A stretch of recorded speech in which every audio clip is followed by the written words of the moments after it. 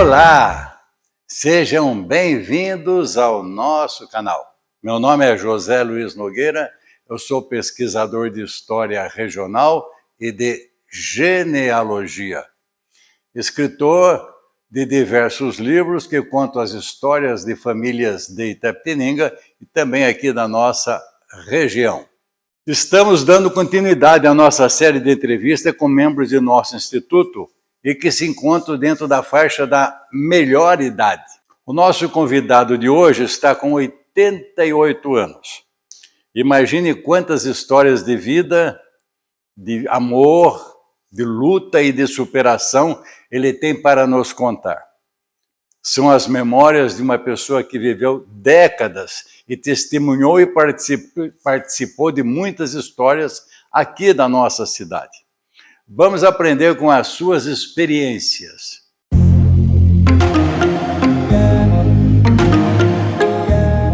Meu nome é Roberto Lima de Lara, eu nasci em Itapetininga no dia 1º de outubro de 1936, a 0 hora.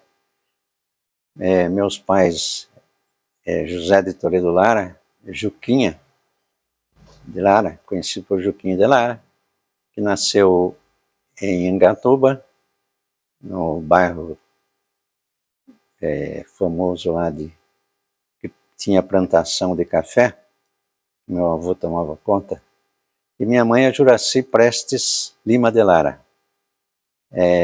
Os avós maternos eram Sérgio de Lima, da família Lima de Tietê, e a minha avó é Francisca Prestes de Lima. Meus avós paternos eram Joaquim Alves Correia de Lara, famoso Nhoquim de Lara.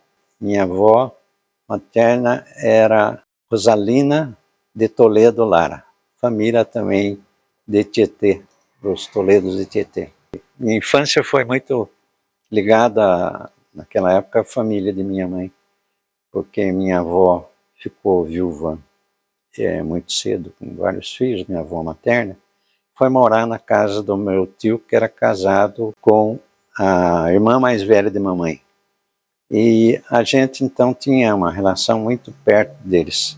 Principalmente quando o papai ficou desempregado muito tempo. Papai trabalhava, era comerciante, trabalhou na loja Pernambucanas, ganhou o prêmio de melhor vendedor do ano, que era uma habilidade dele tratar dos fregueses que iam nas lojas aí.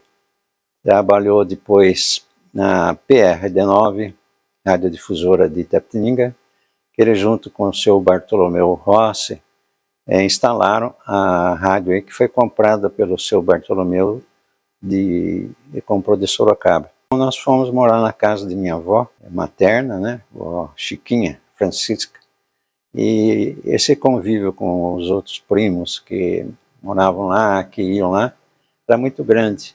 Não tinha televisão, não tinha nada.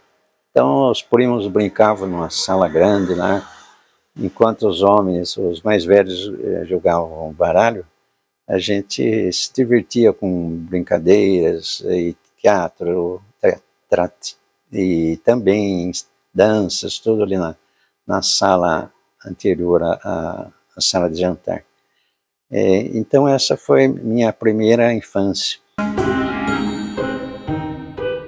Eu tive um irmão mais velho do que eu, José Geraldo Lima de Lara, que veio a falecer uns 3, 4 anos atrás. E um de criação, que era o professor Laudelino de Lima Rolim. O Lino, como nós o chamávamos, era filha de uma irmã de mamãe. E ela era casada com Laudelino Rolim de Oliveira, que era um comerciante que tinha lojas ali descendo a rua Bonifácio, quase um quarteirão que pertencia à loja. E minha tia faleceu, ficou doente, faleceu, deixou seis filhos pequenos. O Laudelino era o penúltimo filho. E mamãe pegou o Lino, eu nem tinha nascido ainda, que eu nasci em 36, só tinha meu irmão Geraldo. O Lino então veio com 12 anos, 14 anos para casa de minha mãe, E lá ele ficou até se formar, até se casar. Paralelamente a isso, a gente tinha uma amizade muito grande. Laudelino gostava muito de desenhar, pintar. Prestou concurso para professor nas matérias de desenho pedagógico e desenho geral. Ganhou 2 cadeiras. Foi lecionar em Lençóis Paulista, que prestou até uma homenagem para ele há uns tempos atrás, aí, dando o nome de uma rua. Quando fizemos o Atlas Escolar Histórico e Geográfico da cidade de Lençóis Paulista, nós constatamos que o brasão de armas daquele município fora desenhado pelo professor Laudelino de Lima Rolim. E o meu irmão Geraldo depois fez odontologia, como eu também fiz odontologia. A nossa família tinha um elo muito grande com a PRD9, porque papai estava desempregado, foi morar na casa da minha avó, e o senhor Bartolomeu Rossi falou: Juquinha, você não quer trabalhar comigo na rádio como diretor de publicidade, que hoje é marketing, né, de propaganda? Ele falou: quero sim. E é o seguinte, eu tenho uma casa, eu vou alugar a casa, aqui na rua Monsenhor Soares, e eu quero a sala da frente para instalar o escritório da rádio. E você fica com o resto da casa. Essa experiência foi muito grande para nós, da família, principalmente para os meus irmãos. Lá era frequentado por grandes radialistas, o Pedro José de Camargo, que era um intelectual, professor de português, né? O professor Carrato, o José Oliveira, que era um ótimo locutor, trabalhava no DR, enfim, o Ibrahim também era um locutor muito bom, Paulinho Lara, enfim, eu ficava, e o meu irmão, muitas vezes na sala da rádio ouvindo as conversas, os diálogos deles, e naquele tempo era só datilografia, máquina de escrever. Então eu ficava atrás, às vezes, principalmente do Pedro José de Camargo, vindo ele escrever aqueles poemas, aquelas crônicas. Isso influenciou bastante minha vida. A rádio foi uma influência muito grande. E eu, toda noite, ia com meu pai na rádio para ver o encerramento do expediente da rádio, que era feito pelo Pedro de Camargo, com uma voz muito bonita, muito bacana. Ele falava: boa noite, Vale do Parapanema. E encerrava com uma música, uma crônica dele e uma música. E depois tocava o hino nacional. E eu, pequeno, quando tocava o hino nacional, ficava em pose. E o seu Rossi falava: ó, Albertinho, faça aí, preste continência para o hino nacional. Eu prestava continência ali, e era o civismo, né, que a gente teve também naquela época.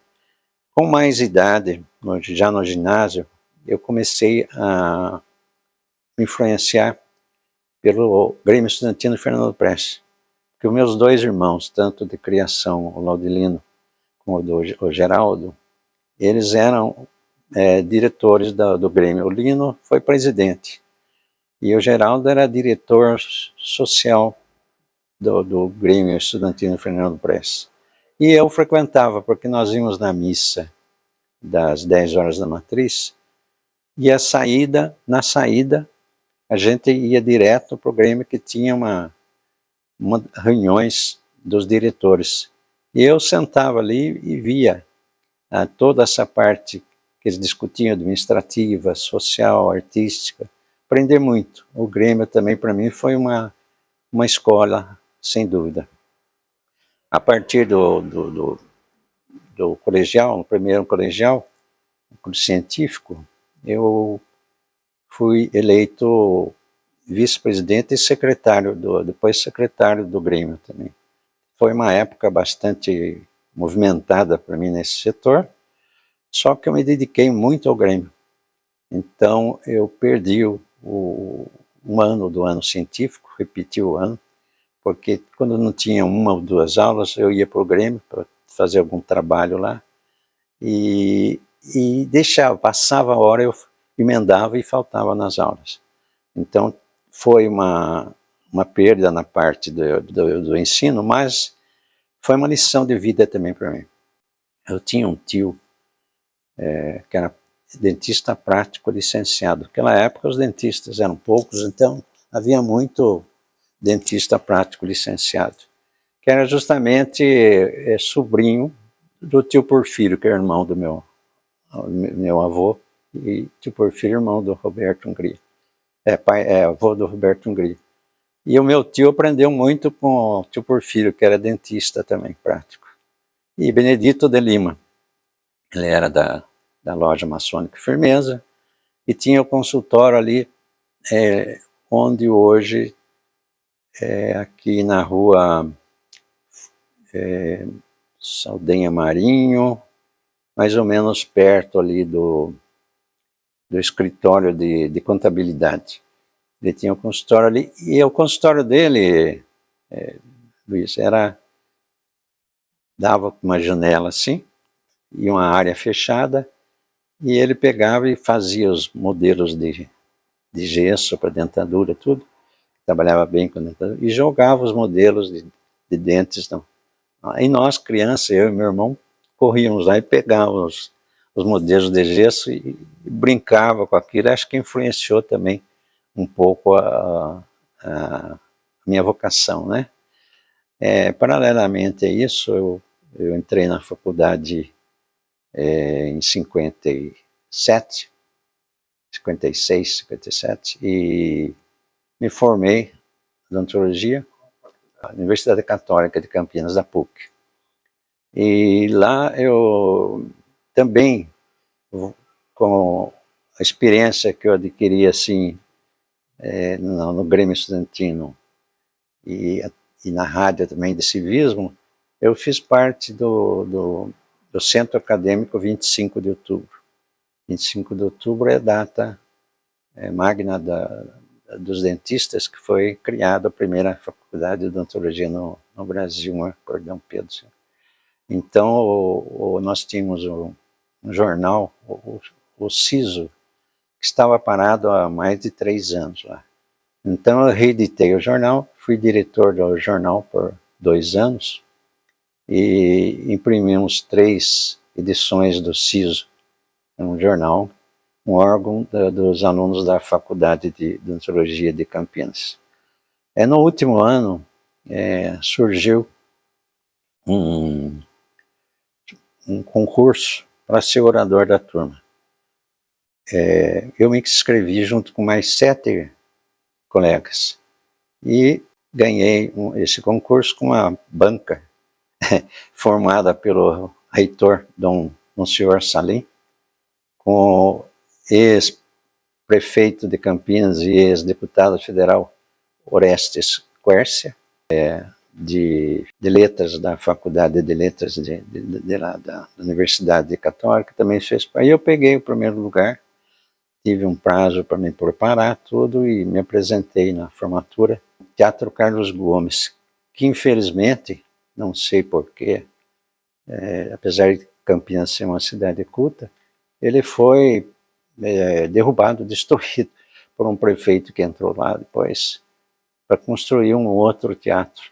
Dessa época nós viemos para Itapetininga, e meu irmão Geraldo também fez odontologia, porque ele queria medicina, tinha prestado medicina em Sorocaba, daí não passou, fez o cursinho lá, foi para São Paulo e também não conseguiu vaga. Daí ele foi para Curitiba, se inscreveu no vestibular da Faculdade Federal de Curitiba, de odontologia, e passou muito bem, que ele era bem preparado por causa do cursinho, e seguiu odontologia também. No mesmo ano nós formamos. Daí viemos para cá, voltamos para Itapetininga. Meu pai falou, olha, eu vou montar um consultório para vocês dois, fica caro, né? E montou um consultório ali na José Bonifácio. Tinha a farmácia do Ayub, com o prédio todo ali do Ayub. O Ayub tinha construído um outro prédio residencial ao lado ali da Monsenhor Soares. Mas Zé Bonifácio, ele tem a casa que ele estava desocupada, papai alugou, e nós fomos para lá e montamos o nosso consultório lá. No dia 21 de abril de 1960. Geraldo, vamos incentivar a formação de uma associação aí dos cirurgiões dentistas, né? Ele falou, mas a maioria aí já tem idade, já está aposentado. Eu falei, não, a gente vai, corre. Eles todos aí, os mais novos que tem aí também, vamos. Corremos tal e conseguimos marcar para o dia 21 de abril desse ano, de 1960, uma das salas lá do Clube Recreativo Itapetininga, que era comandada pelo dinâmico e saudoso amigo Eurico Aires Martins, cedeu uma das salas para nós e falou, olha, aí vocês usam, quando vocês precisarem fazer reunião aí dos dentistas, pode fazer. E nós fizemos a primeira assembleia lá, e com 18 dentistas. E eu, infelizmente, todos os outros já faleceram. Eu sou o único fundador que permanece vivo na frente dessa turminha aí. E a gente fala com emoção, porque eram um grupo de dentistas idealistas, outros de meia idade, como Amilcar Rubio, e outros com mais idade, como o Dr. Floriano Peixoto Vilas, o Dr. Eli Trench e o meu sogro, que era também Lara, pai da Elsa, Durval Bendelar. Eles participaram e deram uma força muito grande para nós, apoiando todas as nossas ideias e tal. E de lá, nesse mesmo dia, nós convidamos os colegas para participarem da inauguração do nosso consultório ali, que era pertinho, viramos esquina, e inauguramos o consultório do Zé Bonifácio, com as bênçãos do padre João Peter, suíço, padre suíço, né? E lá trabalhamos durante esses anos, tal, foi eleito na diretoria da PCD, uma associação que levou o nome Associação dos Cirurgiões Dentistas Odontológicos de Itapetininga, e depois mudando para a Associação dos Cirurgiões Dentistas de Itapetininga, e depois Associação Paulista de Cirurgiões Dentistas ligados à PCD de São Paulo, nossa sede que é regional. Eu, na minha profissão autônoma de cirurgião dentista, eu prestei um concurso, praticamente foi uma entrevista, para uma vaga de dentista aí no Instituto Penal Agrícola de Itapetininga, isso em 1961. E fui contratado para exercer a profissão lá no lugar do Dr. Floriano Peixoto Vilaça, que tinha se aposentado. E o médico era o Dr. Antônio Espínola da Gama, que também se aposentou. E entrou o Dr. João Batista de Camargo e Souza, João Batata, nosso amigo, saudoso amigo. E eu e ele ingressamos lá como profissionais na área de saúde. Fiquei lá, ficamos lá uns anos. O Dr. João depois prestou um concurso para um posto de médico no recém-criado posto da Vila Reis, que hoje é o da Vila Rio Branco. Passou, exerceu a profissão lá, e no lugar dele entrou o Dr. Roberto Oliveira Baroni, também já falecido. Depois do Instituto Penal, transformou-se em Instituto de Menores. Foi uma pena, eu acho, porque o Instituto Penal, os detentos eram muito educados, tratava a gente muito bem, com cordialidade, eu atendia vários deles, e a direção era muito boa, e eles mantinham o prédio limpinho, tudo direitinho, tinha as oficinas que eles trabalhavam, carpintaria, sapataria, barbearia, tudo, mas ele era muito bom. Mas quando mudou para o Instituto de Menores, alterou muito o ambiente lá. Resolvi concluir que era um ambiente que não estava fazendo bem para mim, concluí que iria sair de lá. Tirei uma licença por 2 anos sem vencimentos, que depois daquela época passei para efetivo já. Então tinha direito a essa licença. E montei um consultório aqui em Itapetininga, fora do meu irmão, que era junto, né? Então eu fiquei em cima ali Carnegie Bazarian tinha construído um prédio atrás da loja dele ali. Embaixo era um lanchonete, que até hoje tem, e em cima tinha umas salas. E conversando com ele, eu tinha amizade com o seu Carnegie, o papai tinha amizade, ele falou, olha, o senhor não quer montar um consultório lá? Eu falei, quero, montei. Tinha uma outra sala, tinha mais 2 salas. E eu tive a ideia de chamar o Miguel Terra Dominici, que faleceu esse ano passado, era muito amigo meu, estudou comigo também em Campinas, dentista. Ele está em São Miguel, trabalhava muito bem para recuperação de dentes e tudo, era formidável. Eu falei, Miguel, você vem 2 dias por semana aqui, terça e quinta? Ele aceitou na hora, veio e ficou aqui, trabalhando comigo. E depois partimos, eu tive ideia, a coisa foi crescendo, partimos para uma clínica odontológica, primeira grande clínica odontológica, Centro Odontológico de Itapemirim. Funcionou na Coronel Afonso ali, onde hoje tem uma loja grande, qualquer coisa. E lá eu chamei meu irmão, que trabalhava bem com prótese, móvel, prótese. O Miguel, que estava comigo, foi lá, trabalhar em reabilitação. O Dr. Derbal Ferreira Rodrigues, que fazia parte de cirurgia. Eu fazia parte de canal, gengiva e tal.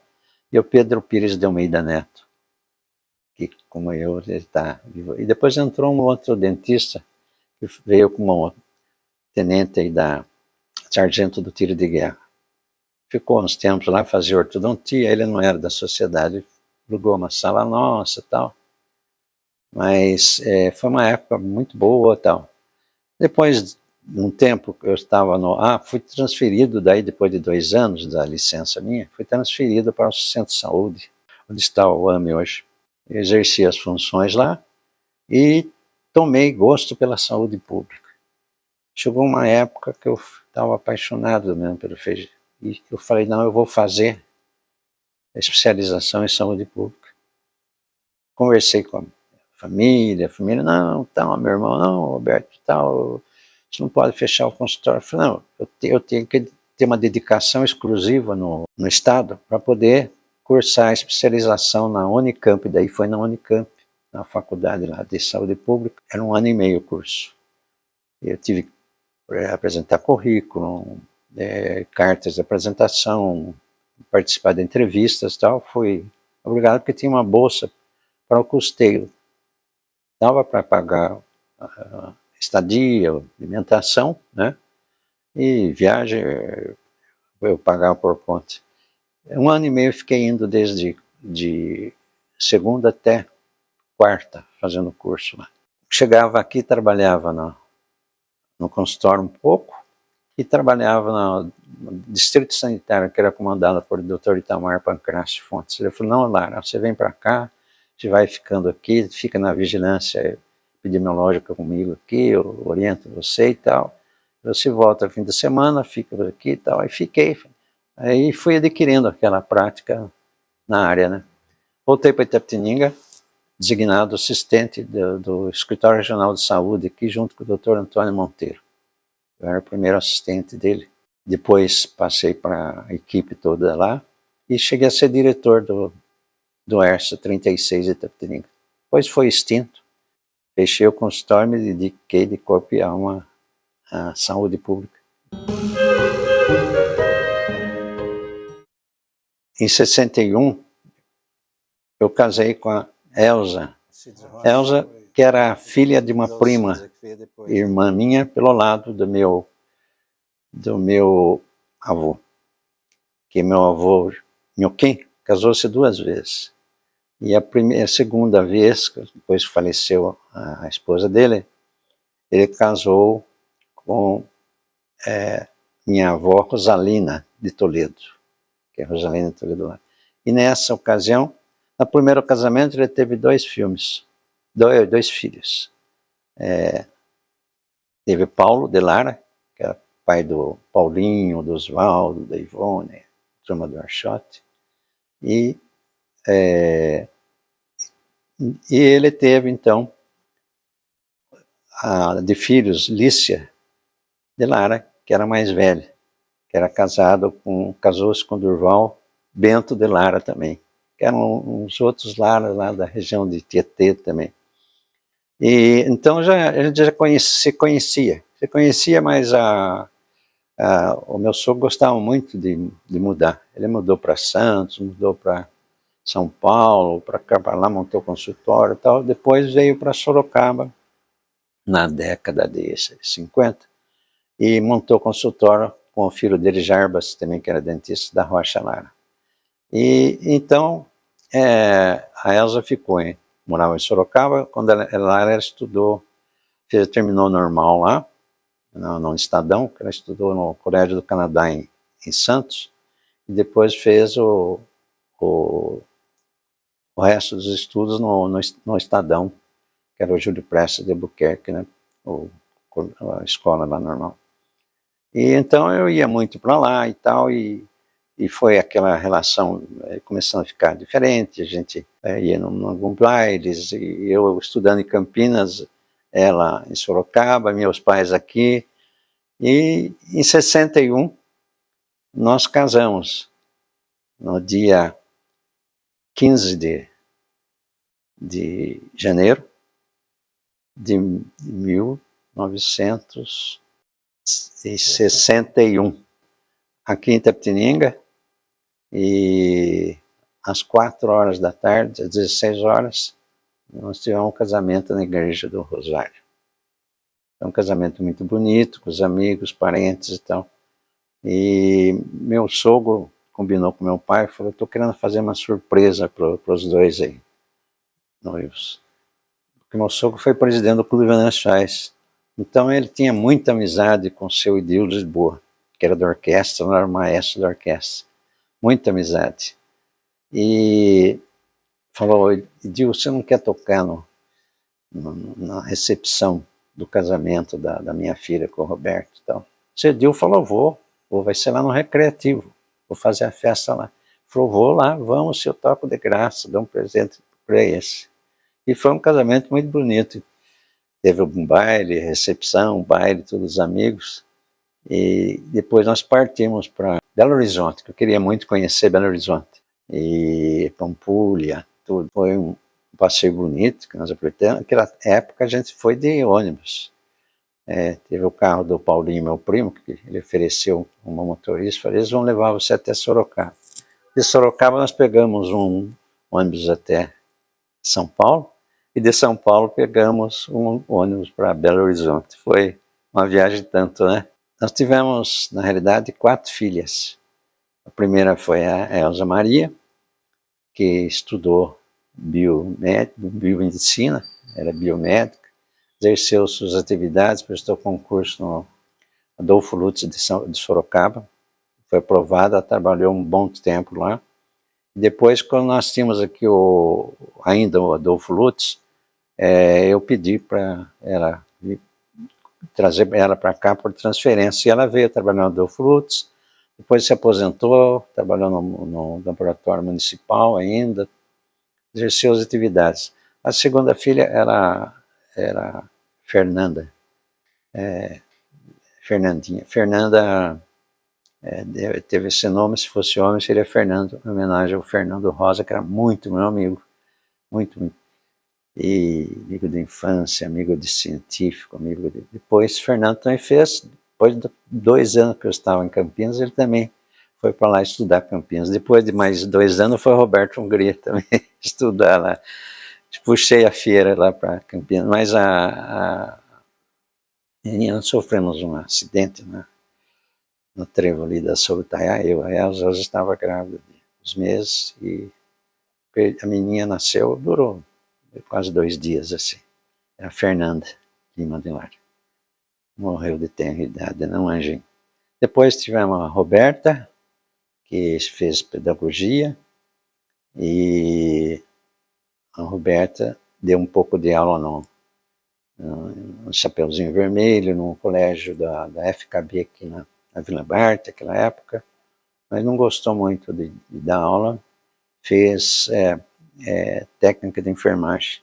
Hoje ela exerce profissão no AME e na na policlínica do município também, que ela prestou concurso, 2 empregos puxados. A última é Helena Maria. Helena seguiu também enfermagem, fez faculdade de enfermagem em Sorocaba, e hoje prestou concurso para o Hospital Regional de Sorocaba, e fez especialização em UTI neonatal. Então ela toma conta dos nenenzinhos que nascem lá, mora em Votorantim, ela reside lá, e a Elzinha Roberto reside aqui em Itapetininga. Tenho 7 netos, 2 da Elzinha, Beto, Luiz Roberto e Gabriel. Da Roberta nós temos 3, a Carolina, veterinária, mora em Santos, casada com um veterinário. E depois tem a Helena, que é a primeira filha, é Maria Eduarda, que também quis estudar enfermagem e trabalha lá num hospital samaritano em Sorocaba. E tem o outro filho, que é o Juan Carlos. O Juan Carlos trabalha numa empresa formada em educação física, agora nesse ano, mas trabalha numa empresa multinacional lá de peças para carro, em Sorocaba. A Roberta tem então essa filha aí, né, que eu falei, eu trabalhei um pouquinho, tantos netos, né? Tenho depois o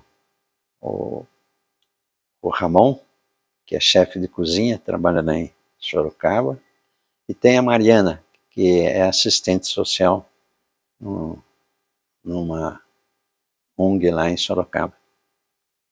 2 bisnetos. O primeiro bisneto é da Carolina, que mora em Santos. É a Marina, nasceu em Santos, dá o nome de Marina.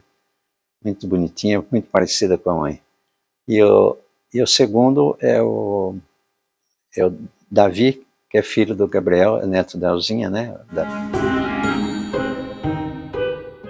Nessa ocasião, então, eu me dediquei à saúde pública, através do Escritório Regional de Saúde, e o Dr. Monteiro, não quis mais continuar como diretor, e eu fui indicado para ser o diretor. Fiquei 2 anos e meio, 7 anos como assistente e 2 anos e meio como diretor. Daí, me aposentei, foi extinto o ERSA, pelo governador Covas, foi um erro muito grave que ele fez, Deus o tenha. Mas foi a pena, porque fechou o Lutz, fechou vários órgãos que concentraram tudo em Sorocaba, que já eram concentrados. E aposentei, né, pela vigilância sanitária, e passei daí a querer pintar de novo, porque na minha tenra idade, mamãe era costureira, e tinha como freguesa a dona Juliana Fabianonas como irmãs, e as irmãs também eram freguesas da mamãe. E nessa oportunidade eu pegava tampa de sapato e comprava aquela aquarelinha, mamãe comprava, eu pintava. Dona Juliana viu aquilo, dos desenhinhos meus e pintura minha, e trouxe um dia um monte de aquarela e papéis para me pintar. E eu fiz uns quadrinhos ali. Depois nós mudamos de casa, não sei se na mudança perdeu-se, acho que os quadrinhos que eu fazia ali. Então, quando eu recebi a aposentadoria, eu falei, preciso fazer alguma coisa também. A Elza gostava de fotografar, mas vamos sair, comprei material, cavalete e tudo, e começamos aí na periferia da cidade. E então, quadro, tal, ia, sentava ali, pintava. Aí a Elza sentava no carro e fazia as histórias dela que ela gostava de fazer, ele sentava no carro. Foi uma época interessante, porque nós dois aposentados, né? E a Elza, por sinal, tinha cadeira de filosofia aqui na Peixoto Comide e tinha também autorizações para 2 matérias, a História Geral e do Brasil. Que quando tiraram o governo ditatorial, aí tirou a filosofia do curso e ela, como tinha história geral e do Brasil, ela passou a dar umas aulas para completar.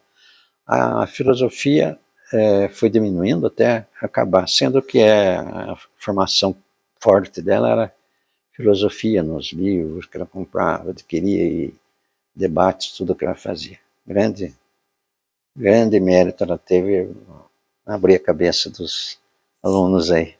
Mas então eu comecei a sair pintando. Mas chegou uma ocasião que eu estava pintando uma casa, uma vila bem retirada, um lugar retirado, me lembro qual. Uma casinha típica assim de casas do mato, não. E saiu uma senhora lá e falou com o cavaleiro, senhor, o que o senhor está fazendo? Eu não quero que eu falei, estou pintando. Não quero que pinte minha casa, entendeu? Eu não quero que a prefeitura venha aqui e tal. Eu falei, não, dona, não sou da prefeitura. Não, mas eu não quero tal. E entrou dentro da casa e pegou, voltou com um tição, um pau de tição assim, em cima de nós. Foi correndo a distância, claro que ela manteve, ameaçou. Não, eu falei, não, dona, não, vamos embora. Tal. Daí eu, conversando com ela, eu falei, nossa, mas eu preciso voltar lá para explicar para ela o que é que eu estou fazendo. Né? Vamos, fomos lá. Daí, e ela tinha contado nesse dia aí. Ela falou, meu marido está doente de cama, eu estou passando aí necessidade e tal, isso que aquilo, isso que... Daí voltamos aqui, ela falou, nossa senhora, vamos ver o que nós vamos fazer. Eu falei, eu vou lá, vou levar todos os quadrinhos que eu tenho já, mostrar para ela o que eu estou fazendo, né? E ela falou, e eu vou levar então roupas de cama para ele, comprou roupas de cama, gêneros alimentícios, levamos um saco de coisa para ele, para o senhor. Entramos, demos uma olhada de longe, o senhor deitado ali e tal. E eu expliquei para a senhora, dona, isso aqui tá o que estou fazendo, posso terminar o quadrinho? Ela falou, pode. Foi uma coisa muito significativa que marcou nossa. Depois disso, começou a passar dificuldade, porque eu estava pintando, passava carro, passava gente aqui na cidade, essas casas, não, aí a da Quintino, né, foi duro, porque vinha carro lá de baixo e tal. Daí a Elza falou, vou fotografar. Você fotografou vários daí dessas casas da cidade, né, que estavam típicas aí, e eu pintei através das fotografias dela. Mas então, foi um hobby que eu voltei a fazer, né, e daí eu falei para elas, eu acho que eu vou entrar numa escola, e entrei com o professor Juraci. O professor Juraci deu toda a orientação para mim e tal, e fiquei tempo lá com ele, depois saí. Mas meu pai já fazia, meu pai tinha muito senso artístico, chegou a aprender violino, e tocava flautinha, e trabalhou no Cine Ideal, quando ele era jovem. Ele era a lanterninha do Cine Ideal, então ele pegava vagalume e punha um alfinetinho e punha na gravatinha dele de borboleta e entrava com a lanterninha. Esse era típico dele. E depois ele passou a bilheteria e passou a fazer os cartazes, que ele estudou na Escola Royal, aqui no Largo do Rosário, quando muitos pintores aí, o Carlos Aires, o Madureira, tiveram um curso como professor aí, Escola Royal. E aprendeu a fazer retratos de vários artistas, fazia os retratos e põe lá, tal, e quadros. Em casa ele fez também de vários artistas, quando ele era solteiro ainda, noivo da minha mãe. Mas com isso também tive um pouco de influência dele, né, para pintar. Foi uma fase boa. Convidado para ser secretário de saúde, antes eu fui secretário de saúde do Walter Cury, prefeito Cury. Naquele tempo ele viu que não podia ser secretário porque a cidade era pequena, então ficou assessor de cultura. Eu era assessor de cultura, sem ganhar nada pelos relevantes serviços prestados ao município, né? E não ganhava nada, punha do bolso até. Mas fizemos muita coisa. Realizamos todo ano a Semana do Folclore e Artesanato, que era um barracão que tinha ali da cooperativa no na Praça 9 de Julho ali, que depois ficou Centro de Saúde, Teatro Inhabentico, né? Ali tem um galpão grande, e a gente fazia todo ano lá. A comissão era eu, Carlinhos, o Valdomiro Tibes Cordeiro, que era especialista em músicas folclóricas. Eram 5 membros, 4, 5 membros, que faziam a pesquisa na feira, pegavam aquelas pessoas que trabalham com palha, com madeira, com uma coisa ou outra. É o que fazem hoje na quarta-feira aí, da Lua, né? Feirinha da Lua. Fizemos muito, porque trouxemos aí grupos nossos. Aqui tinha o Caipós do Matarazzo, que era um grupo que tinha de danças indígenas, né? Tinha o Fandango de Tamanco, que era de Capão Bonito, Ribeirão, né? Agora Ribeirão ficou município também, né? Então vinham os tamanqueiros de lá, cujos tamancos eram feitos à mão, né? Aquela madeira, canivete. Então tinha uma batida muito bonita, né? E tinha grupos de fandango de Capela do Alto, que era o grupo dos Lara. Eu nem sei se eram parentes do Lara, mas eles vinham, era fandango de esporas. Era bota com esporas, né? Faziam muito isso, faziam exposições também de artistas amadores. Ali onde era um Banco Morena Salles, ali, na esquina ali, da praça. E tinha um salão na vaga. E colaboramos muito com os salões de arte da Casa Quente. Eu fui da diretoria, fui da comissão, junto com Carlos Aires, com Antônio Arthur de Castro Rodrigues, a Maria Aparecida de Camargo Prestes, a Maria Prestes, pintora, né, também fazia parte. Fizemos bastante coisas aqui. No dia do bicentenário de Itapetininga, o doutor nomeou uma comissão, e eu fazendo parte também, claro, de turismo, todos os membros, para organizar um programa. E o vereador Aristeu Moraes apresentou um programa, um plano de projeto de lei, criando o hino de Itapetininga, que não tinha, o brasão e tudo mais, né? E o hino venceu na música o Espartaco Rossi e os versos do Guido Bambino, que era de Avaré, né? Avaré. E nós já tínhamos tido contato quando era assessor, com a orquestra do Conservatório Musical de Tatuí, regida pelo Espartaco Rossi.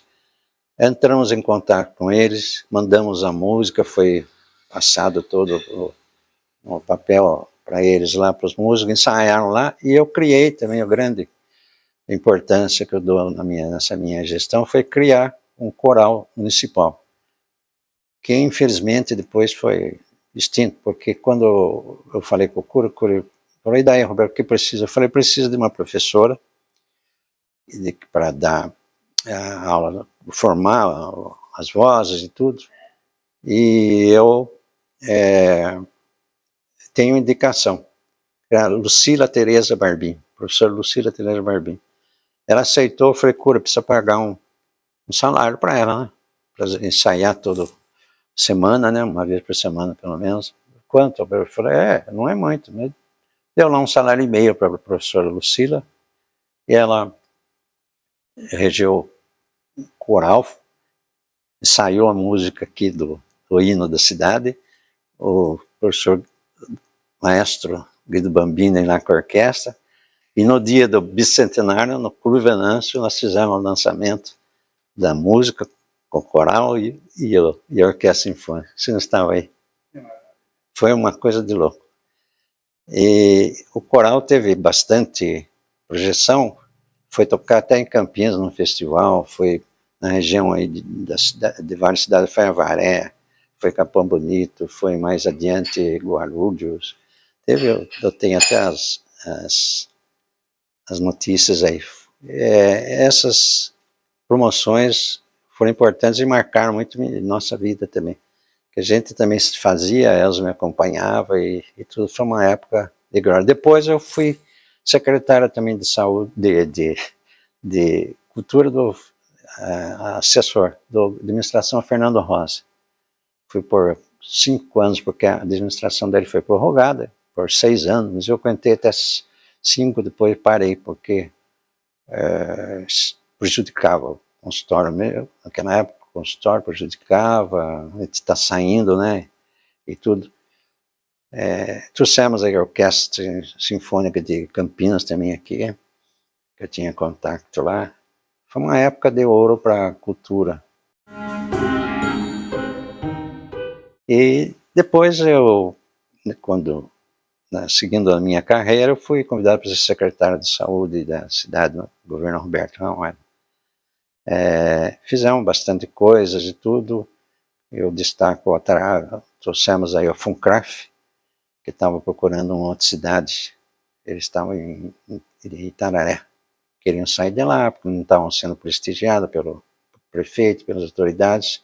Eu entrei em contato, eles vieram aqui, viram aqui uma sede, viram lá em Boituva e viram em Sorocaba. Deram preferência para Itapetininga, nós instalamos lá na igreja evangélica. E foi um colosso essa... E o CEL, que é o Centro de Especialidades Odontológicas, também.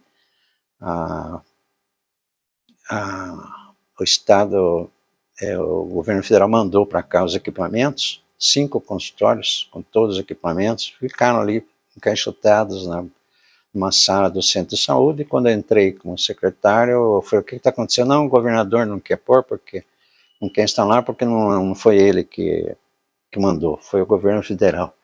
E daí eu falei: mas agora a prefeitura se interessa, o Ramalho se interessa.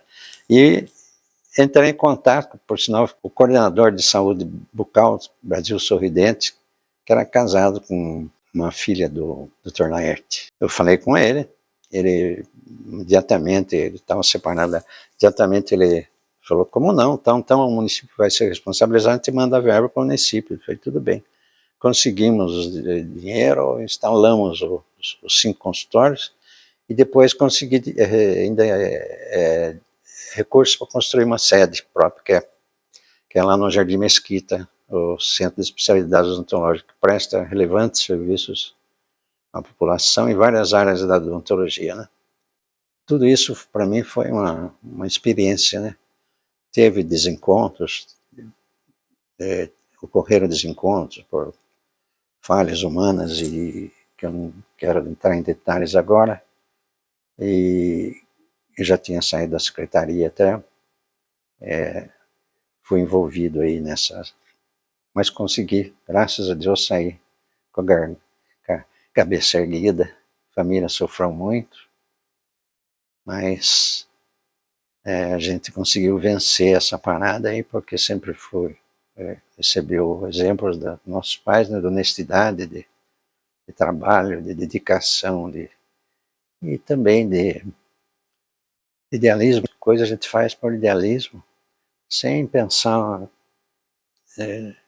em ganhar dinheiro, né? Meu advogado foi o Dr. Alexandre Hungria, que eu indiquei, e o Roberto também falou com ele e tal, e me defendeu muito bem. Mas foi um trauma, né? Um trauma que a gente passou, dentre outros, na vida, mas com fé, com esperança, com apoio da família, que eu sempre tive. Passei por momentos de saúde também difíceis, mas um apoio muito grande da Elza, das filhas todas, dos netos. E a gente está aqui vencendo as fronteiras da diversidade da vida e pronto para completar 89 anos este ano, em outubro, 1º de outubro, eu completo 89 anos. Quando eu estava também aposentado, para aposentar, a gente formou um grupo aí de amantes da cultura. O grupo era composto por dois médicos, 2 professoras, um jornalista, uma enfermeira e eu, dentista. Era um grupo não ligado à prefeitura, e não tinha vínculo nenhum com os poderes públicos, era independente. E nós fizemos um trabalho também nessa área do folclore, foi muito importante. O grupo começou a pesquisar os artesãos de Sarapuí, de Lambari e Itapetininga. Pegamos essas 3 cidades e levou uns 4 meses para a gente fazer uma pesquisa, conhecer artesãos de tudo quanto foi jeito, modo de viola e tudo. E culminou com uma exposição na Câmara, que é a Câmara Municipal Velha, no saguão de entrada ali, uma exposição em homenagem ao professor Rossini Tavares de Lima. Foi muito bonita. Nós conhecemos lá o restaurante do Grego, lá em Sarapuí. O restaurante do Grego, ele tinha na entrada ali 2 esculturas de madeiras grandes de 2 africanos ali, né? Falamos com ele, tinha um leão também, falamos com ele, emprestou para pôr aquilo. Ele falou, eu levo lá para vocês, não precisam pegar, vim pegar, eu levo lá, pusemos na entrada ali da Câmara, e foi um colosso.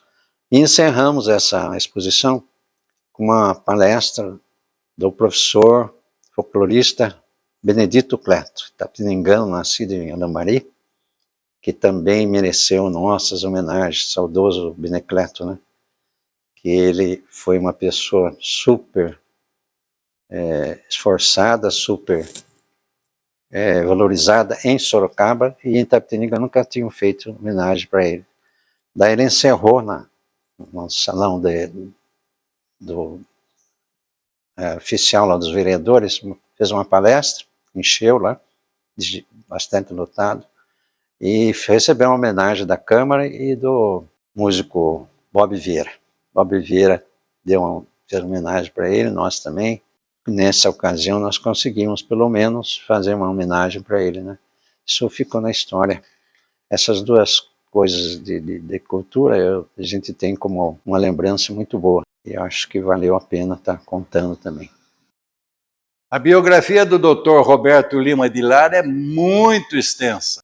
Ele teve ainda a participação na criação da Casa de Atendimento ao Idoso, da Clínica de Saúde da Mulher, ali na Rua Francisco Valho, aqui em Itapetininga. Ele também tem o CEL, Centro de Especialidades Odontológicas. O Dr. Roberto, junto com o Dr. Genefredo Monteiro, criaram um centro cultural e científico que funcionava todas as quarta-feiras numa das salas do Clube Recreativo Itapetiningano, quando o presidente, na época, era o seu Eurico Aires Martins.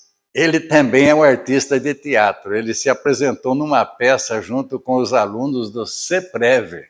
O Dr. Roberto recebeu muitas homenagens. Ele também participou das nossas atividades no IHGGI, Instituto Histórico, Geográfico e Genealógico de Itapetininga, e ele tinha como patrono da sua cadeira o Dr. Genefredo Monteiro. Ele esteve também em nossa tarde de autógrafos, por ocasião do lançamento do nosso livro Genealogia de uma Cidade, Itapetininga.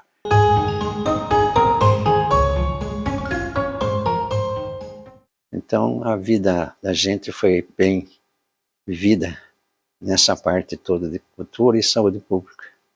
E eu tenho a agradecer a todos aqueles que colaboraram comigo nesse idealismo meu, principalmente a minha família, a minha esposa querida Elza, que passou por momentos difíceis, porque eu tinha que sair, quando eu fui estudar em Campinas, saúde pública, eu ficava fora, ficava só a mais nova com ela, que é a Helena, as filhas, enfim, os amigos, e a você, um grande amigo meu, que é um historiador que merece todas as nossas homenagens e que continua batalhando também por uma Itapetininga melhor e para não morrer a história da nossa cidade e da nossa região. Muito obrigado, amigo José Luiz, e você está no meu coração e eu agradeço demais essa oportunidade de expor essa minha vida, um lado grande da minha vida. Muito obrigado, eu agradeço mais uma vez. Fiquei muito emocionado com as suas palavras, doutor Roberto. Agradecemos de coração a sua participação em nosso canal e por ter compartilhado conosco sua experiência e sua sabedoria. Sua história é um legado valioso e inspirador para muitas gerações. Desejamos muita saúde e muita paz para o senhor e toda a sua família. E se você assistiu o nosso vídeo até aqui, o nosso muito obrigado. Continue acompanhando as nossas publicações nas redes sociais. Se você gostou, já sabe, clica no gostei. Se inscreva em nosso canal, caso ainda não esteja inscrito. Na próxima semana, se Deus quiser, estaremos aqui novamente com um novo convidado contando suas histórias de vida. Até lá!